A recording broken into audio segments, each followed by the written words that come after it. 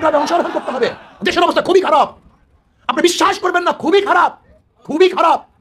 দেশকে বিক্রি করা চক্রান্ত। আসসালামু আলাইকুম সম্মানিত দর্শক, দেশ বিরোধী চুক্তি বাতিল করতে এবার নতুন করে আন্দোলনের হুঁশিয়ারি দিয়েছেন চরমনাই পীর সাহেব। দর্শক, চরমনাই পীর সাহেব কি বলেছে সেটা আপনারা দেখতে পাবেন। তাই দর্শক ভিডিওটা সম্পূর্ণ দেখবেন এবং বেশি বেশি শেয়ার করে অন্যকে দেখার সুযোগ করে দিবেন। চলুন দর্শক, আমরা সর্বপ্রথম দেখে আসি চরমনাই পীর সাহেব কি বলেছে। সংগ্রামে অংশগ্রহণ করতে হবে। দেশের অবস্থা খুবই খারাপ, আপনি বিশ্বাস করবেন না, খুবই খারাপ, খুবই খারাপ। দেশকে বিক্রি করার চক্রান্ত চলতেছে। আজকে অধিকাংশ মিডিয়া ভারত কর্তৃক পরিচালিত, অধিকাংশ অফিসার ভারত কর্তৃক নির্ধারিত। আজকে অধিকাংশ মন্ত্রী ভারতের প্রেসক্রিপশন হয়েছে। আজকে সচিবকে ট্রান্সফার, সচিব হবে কে, এটা ভারতের ধারা হয়। আপনারা জানেন না ভারত আমাদের দেশে কি আগ্রাসন করতেছে। এই অবস্থা বাংলাদেশে একজন সচেতন নাগরিক কোনো অবস্থাতেই নিশ্চুপ থাকতে পারে না। আলোচনা সব এসে গেছে, এমন কোনো সাইট নেই। আমি যতটুকু শুনলাম তাতে সবই চলে এসছে। ইসলামী আন্দোলন বাংলাদেশ সাহাবাদের অনুসরণ, এটা মনে রাখতে হবে প্রথম। ইসলামী আন্দোলন বাংলাদেশের কর্মকাণ্ড সাহাবাদের অনুসরণে হতে হবে। ইসলামী আন্দোলন বাংলাদেশ শুধু ক্ষমতা পরিবর্তন, ক্ষমতা দখলের কোনো সংগঠনের নাম নয়। ইসলামী আন্দোলন বাংলাদেশ কখনো কোনো অবস্থাতেই হতাশ নয়, হতাশ হবেও না। এর কারণটা কি? আমাদের শায়খ ও মুর্শিদ নব্বরুল্লাহ মারকাদাহ উসুল বাতাইছেন। ইসলাম হুকুমাত কায়েম করার জন্য সর্বোচ্চ চেষ্টা করা আমাদের দায়িত্ব, ইসলামী হুকুমাত কায়েম করা আমাদের দায়িত্ব না। দেখেন, দুইটা কথার মধ্যে আসমান জমিন পার্থক্য। ধরে নেন ওলা ফরজান, আমি যদি মনে করি আগামী 30 সালের মধ্যে ইসলাম হুকুমাত কায়েম করে ফেলবো, এই টার্গেট নিয়ে যদি কাজ করি, যদি 30 সালের মধ্যে ইসলাম হুকুমাত কায়েম না করতে পারি, তখন অবস্থাটা কি হবে বলেন তো?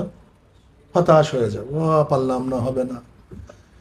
যতগুলি ইসলামিক সংগঠন এই কারণে ধ্বংস হয়ে গেছে যে আমরা পারলাম না, হবে না, হতে পারে না, হবে না ভাই, এর দ্বারা কিছু হবে না, না হবে না। দেখেন, যত ইসলামী সংগঠনের পুরাণ দায়িত্বশীল আছে তাদের সাথে আলোচনা করলে বলবে হবে না ভাই, সম্ভব না, এর দ্বারা হবে না, ব্যাস ব্যাস।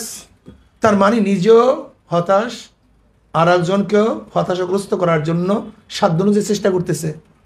ইসলামী আন্দোলন বাংলাদেশ কিয়ামত পর্যন্ত ধরে নেন, আল্লাহ না করুক, ক্ষমতায় না আসলেও একজন কর্মীর মধ্যে হতাশা আসবে না। এর কারণটা কি? আমি এই ফজরের নামাজ পড়ছি, আজকে জোহরের নামাজ পড়লাম। আচ্ছা, নামাজ পড়ার পরেই কি আমি ডাইন বামে সালাম ফিরাবার পরে দেখছি নাকি আমি কি পেলাম, আমার অর্জন কি হলো? এরকম করছেন নাকি কেউ? তা নামাজ পড়লাম কেন? খুব ভালো মতো বোঝার চেষ্টা করেন। আপনি রোজা রাখার পরেই বলছেন নাকি ভাই আমি কি পেলাম? হজ করার পরে আপনি বলছেন নাকি আমি কি পেলাম? কেন? এত সাধনা করে নামাজ পড়ছেন, রোজা রাখছেন, হজ করছেন, কাজ শেষের পরেই তো আপনি খোঁজেন না যে আমি কি পেলাম। আপনার মনের মধ্যে কি ছিল? যে আল্লাহর হুকুম পালন করছি। কি করছি? আকিমুসসালাহ, নামাজ কায়েম করার জন্য আল্লাহ হুকুম করছেন, আমি আমার সাধ্য অনুযায়ী চেষ্টা করছি সুন্দরভাবে নামাজটাকে আদায় করার জন্য। কি কথা ঠিক না? এখানে পাওয়া এবং না পাওয়ার কোনো ব্যাপার তার মধ্যে থাকে না। সে সবসময় চিন্তা করে আখেরাতে পাবো।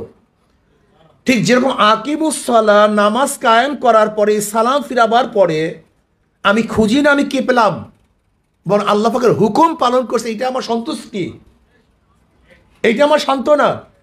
ঠিক একই আল্লাহ পাক বলছেন আকিমুদ্দিন, তোমরা দিন কায়েম করো। বাস আমি দিন কায়েম করার জন্য চেষ্টা করবো, এইটাই আমার কাজ, এইটাই আমার শান্তি। আমি শুধু দেখবো দিন কায়েমের জন্য আমি চেষ্টা করতে পারলাম কি পারলাম না। যদি এই একটা থিওরি আমাদের মনের মধ্যে থাকে, কিয়ামত পর্যন্ত হতাশ হব না। এটা মনে রাখবেন, ইসলামী আন্দোলন বাংলাদেশ ইসলাম হুকুমাত কায়েম করার জন্য সর্বোচ্চ চেষ্টা করাকে জরুরি মনে করে। কিন্তু আমি ইসলামী হুকুমাত কায়েম করব এরকম শিরকি কথা ইসলামী আন্দোলন বাংলাদেশ কখনই বলে না। আস-সাইয়ু মিন্নি ওয়াল ইতমামু মিনাল্লাহ, আমার থেকে চেষ্টা পূর্ণতা ঘটাবেন কে? তবে আপনার সর্বোচ্চ চেষ্টা করতে হবে, জান মাল সময়ের কোরবানি দিতে হবে, সর্বোচ্চ কোরবানি দিতে হবে, সর্বোচ্চ কোরবানি দিতে হবে। এখানে যদি ফেল করেন তা আল্লাহর কাছে ধরা খাবেন। কাজে আলহামদুলিল্লাহ এই বিষয়ে আমরা ঐক্যমত হওয়া চাই। নাম্বার আমাদের মধ্যে একটু বিভেদ থাকে, একটু খোসাখুসি, ভালো লাগে না, অমুক তমুক, এটা দূর করা চাই। ইসলামী আন্দোলন বাংলাদেশের নেতাকর্মীদেরকে, প্রত্যেকটা সংগঠনের নেতাকর্মীদের সাথে সুসম্পর্ক রাখা চাই, ভালো ব্যবহার করা চাই, আচার আচরণ ভালো করা চাই, আখলাকি হওয়া চাই। সামনে নির্বাচন আসতেছে, ইউপি নির্বাচন, সামনে ইউপি নির্বাচন আসতেছে, এখন থেকে প্রস্তুতি গ্রহণ করা চাই। এখন থেকে, যেহেতু আগামী নির্বাচন ইসলামী আন্দোলন বাংলাদেশ ইউপি নির্বাচন, স্থানীয় নির্বাচনে অংশগ্রহণ করবে, যেহেতু আগামী ইউপি নির্বাচন ইসলামী আন্দোলন বাংলাদেশ অংশগ্রহণ করবে, আজকের থেকেই প্রস্তুতি গ্রহণ করা দরকার। ভুল না করি, এখন থেকে চেষ্টা করা চাই, এখন থেকে ক্যান্ডিডেট নির্বাচন করা চাই, এখন থেকে প্রার্থী নির্বাচন করা চাই, কোন প্রার্থীকে ওখানে দেওয়া যায়, এখন থেকেই আমরা প্রার্থী নির্বাচন করে চুজ করি, এটা আমাদের করা দরকার। ইসলামী আন্দোলন বাংলাদেশ এখন অভিভাবকপূর্ণ এক সংগঠন, আজকে দেশ নিয়ে চক্রান্ত করতেছে, দেশ নিয়ে ষড়যন্ত্র চলতেছে। এমনকি বর্তমান অবৈধ প্রধানমন্ত্রী যে বক্তব্য দিয়েছেন, এরপরে তোর আর 1 সেকেন্ড গড়িতে থাকার কোনো অধিকার নাই। তিনি কি বলেছেন? ইউরোপ কান্ট্রির অনেক জায়গায় সীমানা নেই, বর্ডার নাই, তার কি বিক্রি হয়ে গেছে? তার মানে উনি ইঙ্গিত দিচ্ছেন অচিরেই বাংলাদেশের বর্ডার থাকবে না। উনি যে 10টা গোলামি চুক্তি করেছেন, এটা মানা যায়? উনি আমাদের ব্যবসা বাণিজ্য সব ধ্বংস করে দিয়েছেন। নেপালে মাত্র 20-22 কিলোমিটার রাস্তা, 18 কিলোমিটার রাস্তা আমরা করতে পারতেছি না। মাত্র 18 কিলোমিটার রাস্তার জন্য সেখানে আমরা ট্রানজিটের জন্য ব্যবসা বাণিজ্য করতে পারতেছি না। অথচ আমাদের বুকের উপর থেকে ট্রেন লাইন যাবে, গাড়ি যাবে, আমাদের স্বার্থ থাকবে না, এটা আমরা মানতে পারি না। আমরা এখন কি দেখছি? যমুনা সেতু মানে পদ্মা সেতু, এটা আমাদের জনগণের জন্য নয়, এটা ভারতের জন্য। আব্বাজান রহমতুল্লাহ আলাইহি অনেক আগেই বলেছেন, আওয়ামী লীগ ভারতের দালাল নয়, ভারতের সরকার।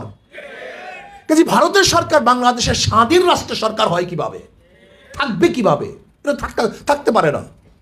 আজকে আওয়ামী লীগ সরকার লজ্জাহীনভাবে নিজের বাংলাদেশের জন্য কোনো স্বার্থ আদায় করতে পারে না, বরং সমস্ত স্বার্থ জলাঞ্জলি দেয়।